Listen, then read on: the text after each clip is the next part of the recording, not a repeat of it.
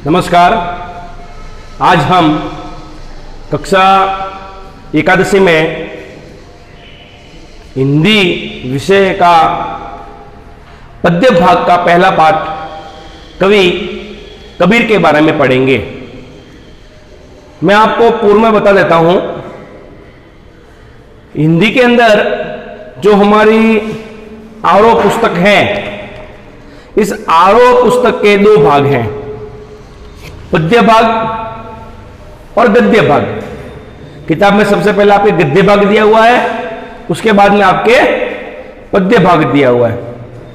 तो हम पद्य भाग का पहला पाठ कवि कबीरदास के बारे में पढ़ेंगे। जो पद्य भाग है, इसको पद्य खंड या काव्य खंड भी कहा जाता है।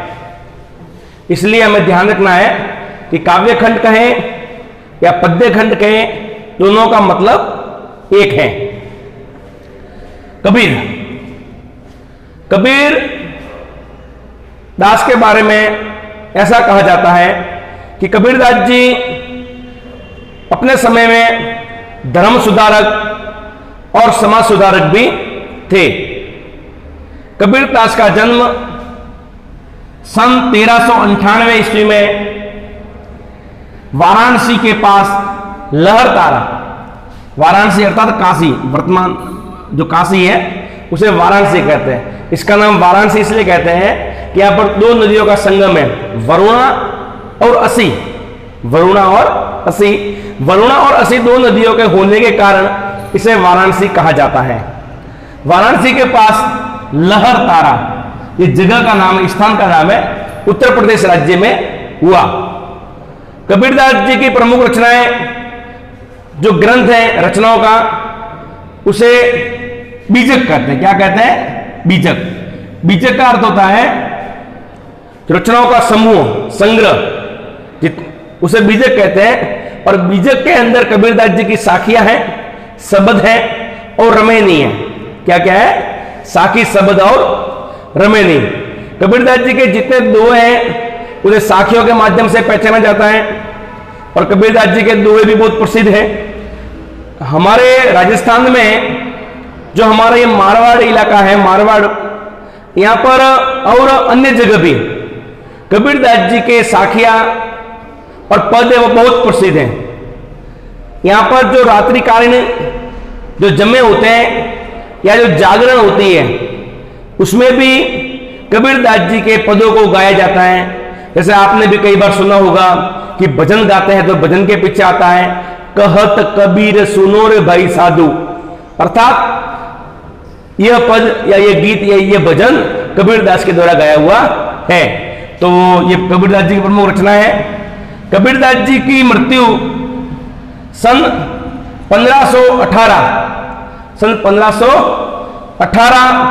बस्ती के निकट मगर गांव में हुई थी।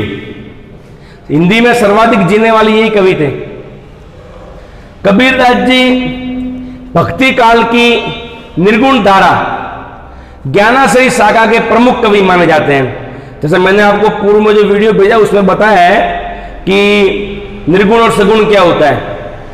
मैं आपको पुनः एक बार बता देता हूं कि सगुण का अर्थ यह होता है कि जो भगवान को किसी आकार के रूप में मानते हैं, भगवान को ऊपर जल चढ़ाते हैं, दूध चढ़ाते हैं, भगवान को अगरबत्ती करते हैं, भगवान को दिया करते हैं, भगवान के ऊपर माला पहनाते हैं, भगवान की प्रतिमा को आगे अपने प्रसाद चढ़ाते हैं।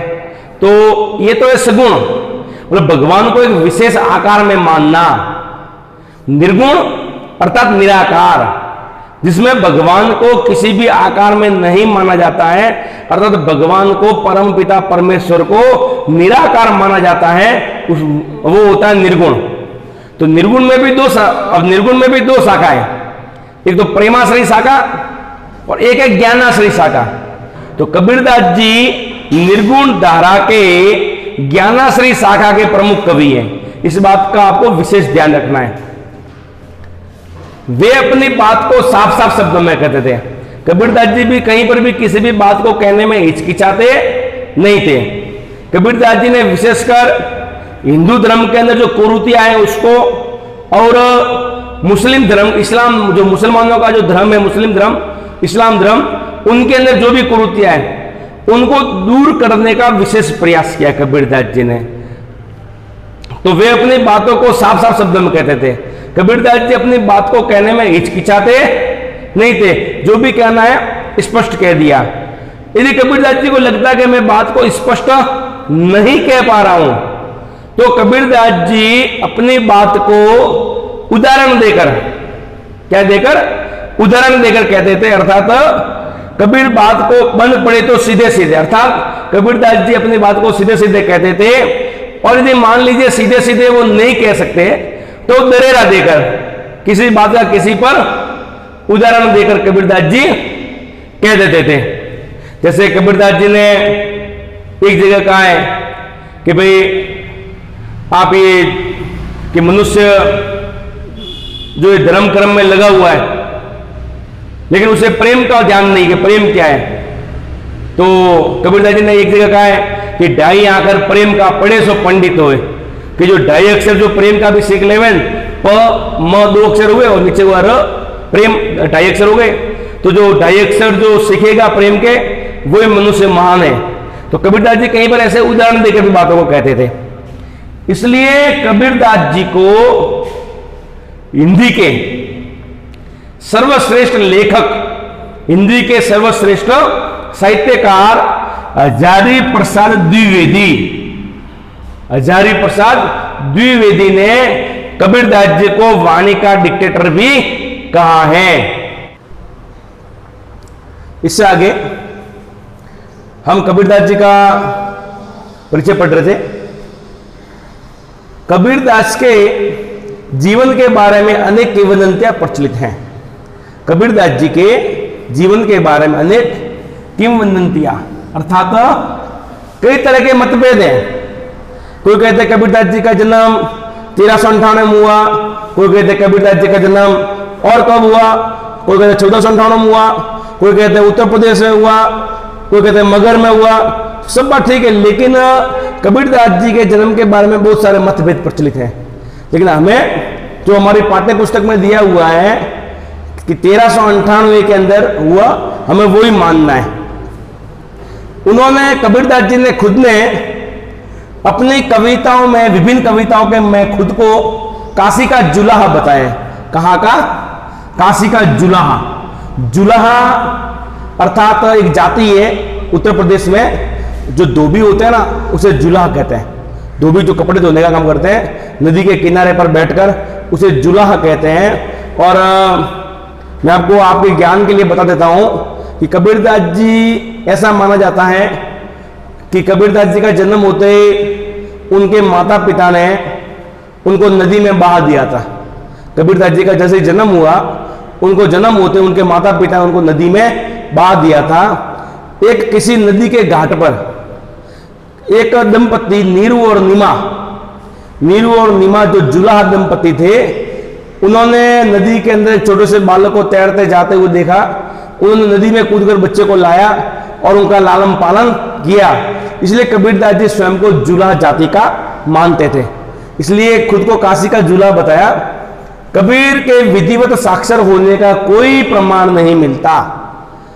कबीरदास जी के पढ़ने के संबंधित आज जैसे विद्यालय है, गुरुकुल है, कॉलेज है, कई तरह के इंग्लिश मीडियम स्कूल है, हिंदी मीडियम स्कूल है, लेकिन कबीरदास जी ने अपनी विधिवत शिक्षा विद्यालयों में जाकर नहीं पाई। हालांकि उस समय विद्यालय नहीं होते थे, गुरुकुल होते थे, लेकिन कबीरदास जी ने गुरुकुल में जाकर भी विधिवत शिक्षा नहीं पाई। ये कबीरदास जी खुद कहते हैं। और कबीरदास जी एक दोहे के माध्यम से स्वयं कहते हैं कि मसी कागज छुयो नहीं, कलम गई नहीं हाथ। मसी कागज छुयो नहीं, कलम गई नहीं हाथ। कि मैंने, जो मसी कहते हैं, जो सरकंडा जाता है, जो लकड़ी आती है, जिसको स्याही में डुबो करके लिखते हैं, ठीक है, या फिर स्याही भी कह सकते हैं, कि मैंने कभी भी स्याही, लकड़ी और कागज को हाथों से नहीं छुआ, हाथों से कभी टच भी नहीं किया, हाथों से कभी छुआ भी नहीं, और कलम गई नहीं हाथ, और नहीं मैंने कभी पेन हाथों में लिया। इससे यह मालूम हमें पड़ता है कि कबीरदास जी ने विधिवत शिक्षा प्राप्त नहीं की। जैसी कबीर की पंक्तियां भी हमें इसका प्रमाण देती है, अर्थात कबीरदास जी ने विधिवत शिक्षा प्राप्त नहीं की। कबीरदास जी ने देशाटन और सत्संग से ज्ञान प्राप्त किया। देशाटन यानी देश विदेश में घूमना। कबीरदास जी देश में अनेकों जगह पर घूमते थे, अपने अनुभव को बढ़ाते थे, अपने ज्ञान को बढ़ाते थे। और सत्संग यानी अच्छे लोगों की सभा में जाकर बैठना, सत्संग प्राप्त करना। कबीरदास जी ने देशाटन और सत्संग से ज्ञान प्राप्त किया। किताबी ज्ञान की जगह पर आंखों देखे सत्य और अनुभव को प्राथमिकता देते थे। कबीरदास जी किताबी कीड़े नहीं थे। वर्तमान में जैसे वर्तमान में कई बालक होते हैं, बस केवल किताबें पढ़ना पढ़ना पढ़ना पढ़ना। किताबें तो पढ़ना है, लेकिन किताबों के अलावा भी हमें जो अन्य ज्ञान है, प्रकृति का ज्ञान है, हमारे आसपास में क्या है उसका ज्ञान है, तो उसका हमें ज्ञान लेना बहुत जरूरी है। किताबें तो हमें पढ़नी है, लेकिन किताबी ज्ञान के अलावा जो अन्य ज्ञान है, जैसे प्रकृति का ज्ञान है। हम मान लो नदी के तट पर जाए तो नदी के तट पर अपने क्या होता है, नदी के तट पर कौन कौन से पेड़ हो सकते हैं, नदी का अपना रास्ता कौन सा, नदी कहाँ से इसका उद्गम स्थल है, नदी कहाँ पर जाएगी, नदी का पानी कैसा है, नदी उस स्थान पे खड़े उस स्थान का क्या महत्व है, इन सभी चीजों का भी ज्ञान लेना चाहिए। हमारा आसपास हम जिसे देख रहे हैं उसका हमें ज्ञान लेना चाहिए। हमारे आसपास के लोगों के अंदर क्या अनुभव है, हमें वो भी ज्ञान लेना चाहिए। तो जो हमारे बड़े बुजुर्ग हैं, हमें उनसे भी ज्ञान प्राप्त करना चाहिए। तो कबीरदास जी ने ऐसे ही किया। कबीरदास जी ने देशाटन और सत्संग से ज्ञान प्राप्त किया। किताबी ज्ञान की जगह पर आंखों देखे सत्य और अनुभव को प्राथमिकता दी। कबीरदास जी ने किताबी ज्ञान से अधिक महत्व किसे दिया? आंखों देखा सत्य। जो हमने आंखों से देखा वही सत्य है, नहीं देखा जो वो मिथ्या है। कबीरदास जी इस बात को मानते थे। कबीरदास जी कहते थे कि जो मैंने आंखों से देखा वही सत्य है, जो आंखों से मैं देखूंगा वही सत्य है, बाकी सब मिथ्या है। और अनुभव को जो उन्होंने देशाटन के माध्यम से, सत्संग के माध्यम से, लोगों के मिलने के माध्यम से जो उन्होंने अनुभव को प्राप्त किया, उसको प्राथमिकता दी, उसे प्रमुखता दी। कबीरदास जी की रचनाओं जो बीजक कहा जाता है, मैंने आपको पूर्व में बताया, उनकी रचनाओं में नाथों, सिद्धों और सूफी संतों की बातों का प्रभाव मिलता है। कबीरदास जी के जो रचना है उनमें जो नाथ परंपरा है उनके बारे में, जो संत परंपरा है उनके बारे में, नाथ और संत और जो सिद्ध है वो तो होते हैं हिंदुओं के अंदर, और सूफी होते हैं मुसलमानों के अंदर। जो मुसलमानों के जो सूफी संत हैं उनकी बातों का भी, उनकी जो सारगर्भित बातें हैं, उनकी कोई शिक्षा लेने लायक बातें हैं, तो उसका प्रभाव भी कबीरदास के ग्रंथों में मिलता है। कबीरदास जी कर्मकांड और वेद विचार के विरोधी थे। कबीरदास जी किसके विरोधी थे? कर्मकांड के। जो तिलक लगाना, माला फेरना, उसके कबीरदास जी विरोधी थे। कबीरदास जी कहते हैं कि माला तो मन में फिरे, माला तो कर में फिरे, माला तो कर में फिरे, जीव फिरे मुख माई, मन हुआ तो दस दिशो फिरे, ये सुमिरन नहीं। कि जो माला को हाथ में लेकर मणकों को घुमा रहे हैं और जीव मन में घूम रही है, और जो मन है वो 10 दिशाओं में घूम रहा है। कितने दिशा है? 10 दिशा है। 10 दिशा में मन घूम रहा है, तो ये सुमिरन नहीं है। अब आपको लगा होगा कि साहब दिशा तो 4 ही होती है, पूर्व, पश्चिम, उत्तर, दक्षिण। दिशा 10 होती है, पूर्व, पश्चिम, उत्तर, दक्षिण, ये 4 दिशा हैं। इन चारों दिशाओं के 4 कोण होते हैं, आग्नेय, नैऋत्य, वायव्य, ईशान। ये हो गई 8। नम्मा आकाश को माना जाता है, 10वां धरती को माना जाता है, पाताल को माना जाता है, अर्थात 10 दिशा होती है। तो 10 दिशाओं में हमारा मन घूम रहा है, तो सुमिरन नहीं है। वे कर्मकांड और वेद विचार के विरोधी थे। जो वेदों के वेदों के जो अपने विचार है, जैसे वेदों में मंत्र पढ़े जाते हैं, ओम स्वस्ति न इंद्रो व्रज सर्वाः, स्वस्ति न पूषा विश्ववेदाः, स्वस्ति नस्तार्क्ष्यो अरिष्टेनेमि, स्वस्ति नो बृहस्पतिर्दधातु। इस मंत्र के अंदर स्वस्ति कामना की गई है कि सभी का कल्याण हो, ऐसी कामना की गई है।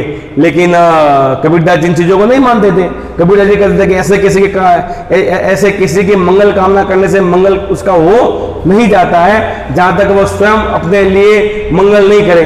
तो कबीरदास जी इस विचारधारा के थे तथा जाति भेद, वर्ण भेद और संप्रदाय भेद के स्थान पर प्रेम, सद्भाव और समानता का समर्थन करते थे। कबीरदास जी ने जाति भेद कि जहां पर जातियों में भेदभाव होता है कि वो जाति बड़ी है, वो जाति छोटी है, वो हिंदू है, वो मुसलमान है, वो सिख है, वो ईसाई है, ये वर्ण भेद हो गया, ठीक है। और संप्रदाय भेद, अलग अलग जो संप्रदाय के लोग हैं उनमें अलग अलग तरह का भेदभाव करना, कबीरदास जी कबीरदास जी इनके घोर विरोधी थे।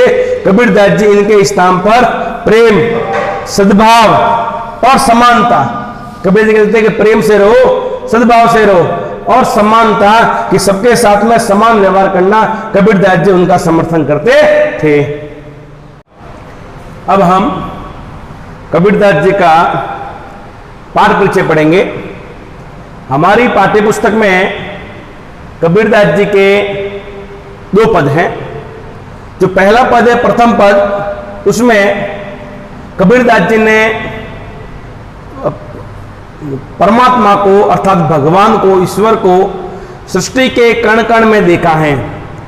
भगवान को इस पृथ्वी के सृष्टि के, ब्रह्मांड के सृष्टि के कण कण में देखा है और ज्योति के रूप में भगवान को स्वीकार किया है तथा उसकी व्याप्ति चराचर संसार में दिखाई है कि संसार में भगवान यत्र तत्र सर्वत्र है।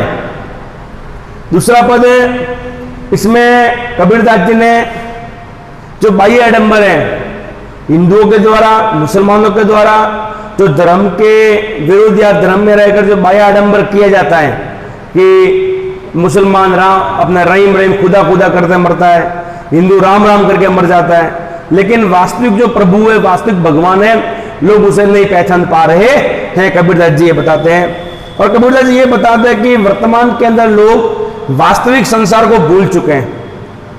लोग वास्तविक संसार को भूलकर अवास्तविक संसार है, लोग अवास्तविक संसार में अपना रिश्ता बनाकर बैठे हैं। अर्थात हमें जो हमारा वास्तविक भगवान है, लोग उसको भूले जा रहे हैं और लोग मोह माया भ्रम में पड़ करके तो अवास्तविक संसार है उसमें लोग आ गए हैं। ये जो हमारा दोनों पद है, पहला पद और दूसरा पद, ये दोनों पद जयदेव सिंह और वासुदेव सिंह, जयदेव सिंह और वासुदेव सिंह द्वारा संकलित है, संपादित भी है। और ये कबीर वांग्मय खंड 2 से शब्द के अंदर से लिए गए हैं। इस बात का हमें ध्यान रखना है कि दोनों पद जयदेव सिंह और वासुदेव सिंह जी द्वारा अपने संकलित है और कबीर वांग्मय खंड 2 शब्द से लिए गए हैं। आगे के वीडियो में हम कबीरदास जी के पदों को पढ़ेंगे।